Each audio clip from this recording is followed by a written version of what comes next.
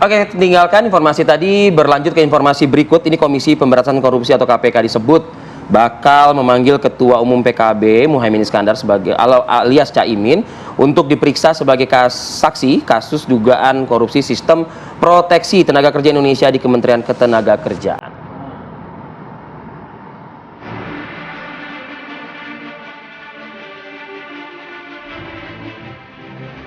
Usai dideklarasikan sebagai bakal calon wakil presiden dari Koalisi Perubahan, Muhaimin Iskandar diguncang isu kasus korupsi. Bacawa pres pasangan Anies Baswedan itu dikabarkan terlibat dalam kasus dugaan korupsi sistem proteksi tenaga kerja Indonesia. Saat dikonfirmasi mengenai pemanggilan Caimin, Kepala Bagian Pemberitaan KPK, Ali Fikri, tak membantah informasi tersebut. Ia mengatakan siapapun bila keterangannya dibutuhkan oleh penyidik KPK akan dipanggil sebagai saksi untuk memperjelas perbuatan dari para pelaku yang telah ditetapkan sebagai tersangka. KPK berharap siapapun yang dipanggil KPK bisa kooperatif hadir. KPK juga mengaku telah memberikan surat panggilan kepada Muhaimin Iskandar. Kasus dugaan korupsi sistem proteksi TKI di Kemnaker yang diusut KPK ini terjadi pada tahun 2012 di mana Caimin saat itu menjabat sebagai Menaker Trans. Sebelumnya Direktur Penyidik KPK Brigjen Asep Guntur Rahayu menyatakan KPK membuka kemungkinan memeriksa sejumlah pejabat Kemnaker Trans pada waktu tersebut sebagai saksi dalam proses penyidikan. Dari Jakarta, Muhammad Haris, TV One mengabarkan.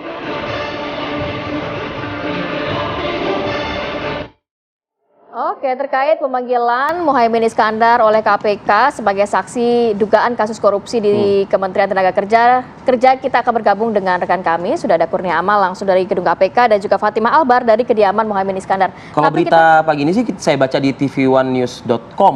Minta untuk ditunda dulu. Kalimantan ya, coba kita gitu ya. cross check ya. Oke, kita akan ke Amal terlebih dahulu. Amal, silakan informasi terkini langsung dari sana. Baik, selamat pagi Arif Fadil dan juga Ratih. Betul sekali, memang hari ini Komisi Pemberantasan Korupsi ini menjadwalkan Muhaimin Iskandar untuk melakukan pemanggilan akibat atau dugaan dari kasus tindak pidana korupsi di Kementerian Ketenagakerjaan pada tahun 2012, di mana menurut pantauan kami sejak tadi pagi pukul 6 pagi waktu Indonesia bagian Barat ini masih belum ada tanda-tanda kedatangan dari Muhaimin Iskandar atau Caimin. Berdasarkan informasi yang kami dapatkan, memang hari ini Caimin ini dijadwalkan untuk melakukan pemanggilan di Komisi Pemberantasan Korupsi, di mana adapun kasus yang dilakukan atau saat ini yakni adalah kasus dugaan pengadaan dari sistem perlindungan dari tenaga kerja Indonesia pada tahun 2012. Dan berdasarkan informasi yang kami himpun dari bagian pemberitaan KPK, memang sudah dilayangkan surat pemanggilan terhadap Caimin ini sejak 3 hari yang lalu, di mana dalam kasus dugaan tindak pidana korupsi di KPK ini sudah ada 3 tersangka, di mana adapun nantinya Caimin ini akan hadir sebagai saksi dan juga akan mengklarifikasi apakah dari ketiga tersangka ini pernyataannya ini benar atau tidak. Namun dari 3 tersangka ini berdasarkan informasi yang kami dapatkan belum dilakukan penahanan oleh pihak Komisi Pemberantasan Korupsi. Dan memang untuk saat ini kami menunggu kehadiran dari Muhaimin Iskandar apakah nantinya akan memenuhi pemanggilan KPK atau tidak pada hari ini. Nanti kami akan terus mengupdate terkait informasi tersebut. Untuk sementara kembali ke Anda di studio. Oke, Kurnia Amal, kalau misalnya di KPK belum ada tanda-tanda, ya kita coba cek juga ke kediaman kalau kayak begitu. Ya. Nah, ini ada Fatimah Albar, reporter kami di kawasan Widya Chandra. Fatimah, situasi terkini di sana seperti apa? Ya, Arif Fadil, Kamarati dan juga pemirsa, memang betul sekali hari ini KPK telah menjadwalkan pemanggilan kepada Muhaimin Iskandar selaku Ketua Umum Partai PKB. Memang untuk jadwalnya itu pemanggilan Muhaimin Iskandar sebagai saksi kasus korupsi sistem proteksi di Kementerian Ketenagakerjaan itu memang jadwalnya hari ini. Namun untuk jamnya secara detail KPK tidak menyampaikan jam berapa surat pemanggilan kepada Muhaimin Iskandar. Dan memang pemirsa, pantauan kami di lokasi atau di kediaman Muhaimin Iskandar sendiri terpantau sepi, tidak ada aktivitas, tidak ada keluar masuk mobil yang datang ataupun keluar dari rumah Muhaimin Iskandar. Namun dapat kami informasikan, tadi pagi saya sempat menghubungi secara langsung melalui via telepon kepada Muhaimin Iskandar, apakah ia akan memenuhi panggilan KPK sebagai saksi hari ini atau tidak. Dan tadi sudah dijawab secara langsung oleh Muhaimin Iskandar melalui via telepon bahwa ia secara resmi tidak akan hadir terhadap pemanggilan KPK hari ini karena memang sejatinya Muhaimin Iskandar sudah memiliki agenda atau acara yang sudah diundang sejak lama di daerah Banjarmasin. Jadi dapat kami konfirmasi dan itu sudah dikonfirmasikan langsung oleh pihak dari Muhaimin Iskandar sendiri bahwa ia tidak akan hadir dalam pemanggilan KPK hari ini karena memang sudah ada agenda tersendiri. Namun memang Muhaimin Iskandar juga menyampaikan ia meminta penundaan atau memang untuk kapan pemanggilan kembali dari pihak KPK. Ia pun berjanji akan memenuhi pemanggilan dari KPK jika memang sudah ditentukan tanggal yang tepat dan beliau sendiri bisa hadir dalam pemanggilan tersebut. Jadi dapat kami konfirmasi sekali lagi bahwa Muhaimin Iskandar tidak akan datang terhadap pemanggilan KPK hari ini. Sementara itu Arif Hadi Kamarati. Baik. Oke. Terima kasih banyak Fatimah Albar dan juga Kurnia Amal atas laporannya dan selamat bertugas kembali. Oke. Ini masih menjadi sorotan masyarakat ya setelah deklarasi kemarin Anies dan juga Caimin, nampaknya masih menjadi sorotan. Ada undangan dari KPK, dugaan kasus korupsi di Kemenaker tahun 2012. 2012. Ya, ini sebenarnya kasusnya memang agenda dari KPK atau tanda kutip dipolitisir gitu ya. Ini makanya kita pagi ini coba kita hadirkan dua orang narasumber di studio sudah hadir alhamdulillah. Ada Pak Muhammad Yasin, beliau ini komisioner KPK. 2007 sampai nyerempet 2012, 2011. Selamat pagi. Pak Assalamualaikum Yasin. Pak Yasin. Selamat pagi, waalaikumsalam. Bener ya Pak ya, saya nggak salah kan Pak ya? Betul. Kalau misalnya sampai 2012 nih tepat sekali nih kita ini nih ya kan. Nah tapi juga di sebelah Pak Yasin juga ada Bang Sahaganda Nainggolan. Ini beliau ini pendukung Anies Baswedan. Selamat pagi Bang. Selamat pagi. Assalamualaikum. Kali kedua kita berjumpa Bang. Kalau kali ketiga biasanya ada cangkir cantik Bang. Kalau TV One udah bosan saya Udah. pergi. Tapi saya begini, judul kita pagi ini panggil Muhaimin KPK dipolitisir. Dua narasumber ini jawabannya apakah bisa berbeda atau sama nih? Kalau saya ke Bang Sahaganda terlebih dahulu, dipolitisir? Ya saya tadi pagi tuh iseng-iseng ya, karena kan saya senang ngambat-ngambat survei. Jadi lagi makan bubur tuh di depan saya tadi, depan sini. Ya. Saya tanya ibu-ibu muda itu, ini gimana Caimin? Dia bilang ini, saya bilang mau dipanggil KPK. Dia bilang, Pak, Caimin tuh ganteng Mas, dia bilang. Ya, artinya saya nggak lihat di masyarakat ini ada respon Yang heboh gitu. yang heboh, ya karena mungkin tingkat kepercayaan publik terhadap KPK sejak 2019 ya, perubahan revisi undang-undang KPK itu beda di zaman beliau, zaman Pak Yasin yang itu betul-betul spiritnya luar biasa ya. Kan itu merosot terus semenjak kita tahu Pak Firly naik pesawat jet pengusaha swasta ya.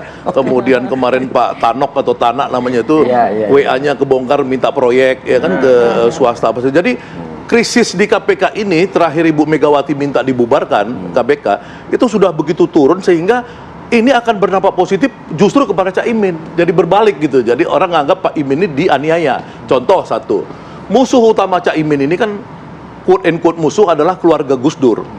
Ya, ternyata anaknya Gus Dur, Alisa Wahid, boleh di googling. Ya. Itu dalam konteks KPK ini membela habis-habisan Muhaimin. Ya di Twitter dia yang dikutip oleh berbagai media.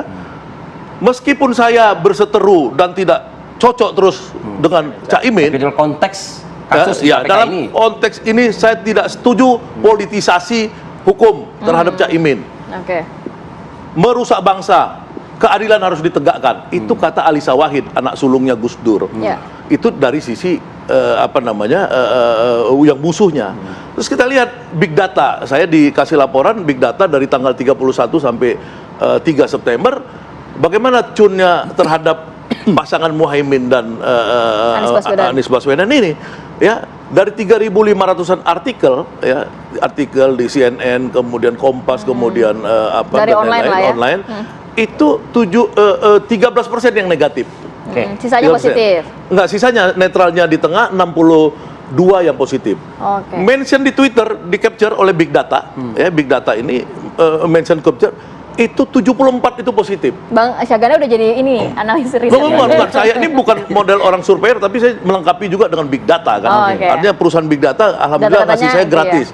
Nanti saya bisa tunjukin. Overall ya kan? Artinya memang oke lah ini ada semacam. Kembali ke KPK tadi maksud saya, artinya ini kan kenapa waktu kemarin dia diminta oleh Jokowi untuk mendampingi Prabowo, nggak ada kasus ini muncul.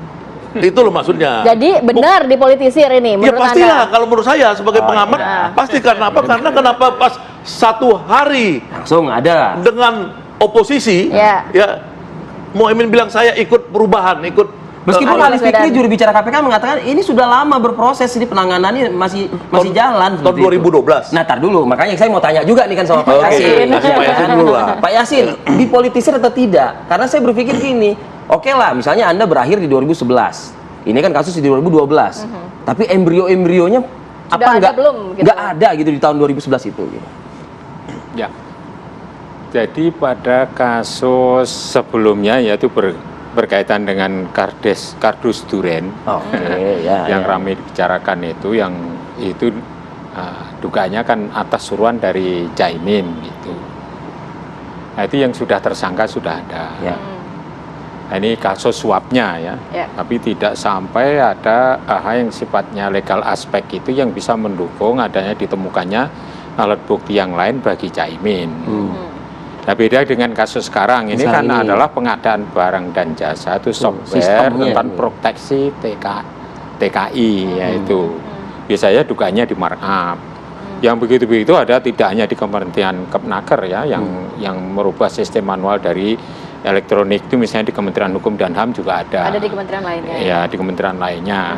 Tapi apabila memang menteri tidak terkait dengan kasus itu, ya yakin bahwa Caimin tidak menyuruh atau tidak ada disposisi atau bagaimanapun juga, itu juga tidak akan bisa ditemukan seperti kasusnya Yusril Issa Mahendra dulu.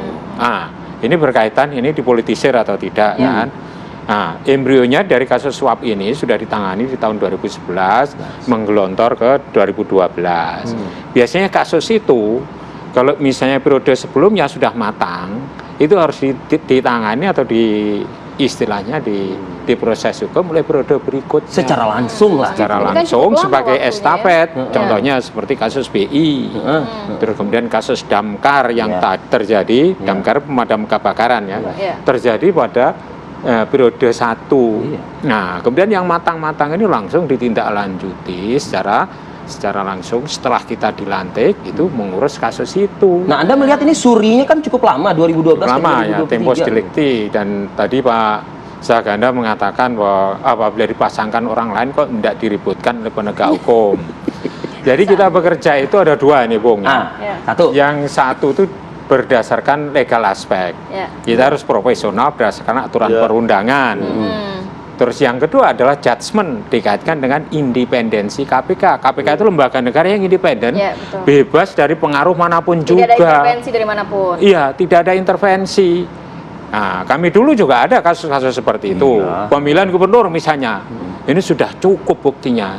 Apa ditersangkakan sekarang, apa nanti setelah dia menjadi gubernur? Nah, gitu caranya. Oh, nanti saja. Nanti kalau kita mentersangkakan sebelum dia itu run sebagai gubernur, itu nanti dituduh KPK itu adalah sebagai lembaga yang tidak independen. Cara-cara kita seperti itu. Jadi judgement kita itu untuk mengacu kepada bahwa kita ini mengacu pada pasal 4 lembaga negara yang independen, tidak serta-merta. Kalau memang ada orang salah, kenapa setelah dia running saja kan kalau buktinya cukup? Ini juga Langsung lebih. pada saat itu 2012 Tapi itu. kenapa timingnya sekarang? Gitu? Nah, Baru ini sekarang. berkaitan timingnya sekarang itu bisa saja karena ada apa yang disebut dengan novum, yaitu bukti baru. Dikatakan oleh ahli kan ada istilahnya dugaan bahwa buktinya sudah lengkap, bisa naik ke penyidikan karena adalah proses pengadaan, yaitu proteksi TKI, beda kasus lagi. Artinya kita harus menghormati lah, Bang. Bener kalau ada novum barunya ya berarti ya bisa dilaksanakan lagi dong kasus ini kan begitu. Ya, misalnya setelah pemilihan presiden pun juga bisa. Itu jadi tidak ada tuduhan ke KPK itu adalah lembaganya tidak independen. Strategi kita itu seperti itu dulu. Oke, kita lanjutkan diskusi kita usai jeda periode berikut. Kami akan kembali. Kembali lagi di Apa Kabar Indonesia Pagi. Sebelum ke Bang Ganda, nih Pak Yasin, saya perlu menekankan satu hal ya. Kalau misalnya tadi indikasi dipolitisasi dan segala macam gitu ya.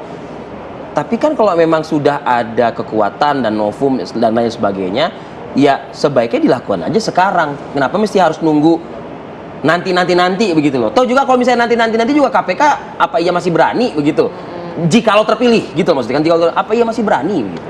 Ya, ini berdasarkan apa yang kami alami di periode kami. Pengalaman misalnya. Ya, jadi ada gubernur yang sudah lengkap.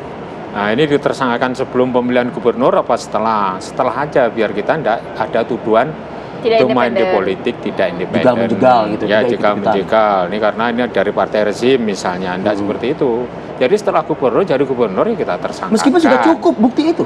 Iya, meskipun sudah cukup, artinya itu kan timingnya yang harus kita setel. Makanya tadi kan judgement tadi. Iya, iya. Kita harus memikirkan perintah pasal yang mengenai bahwa kita itu harus independen, gitu loh. Tapi bukan berarti tidak diproses.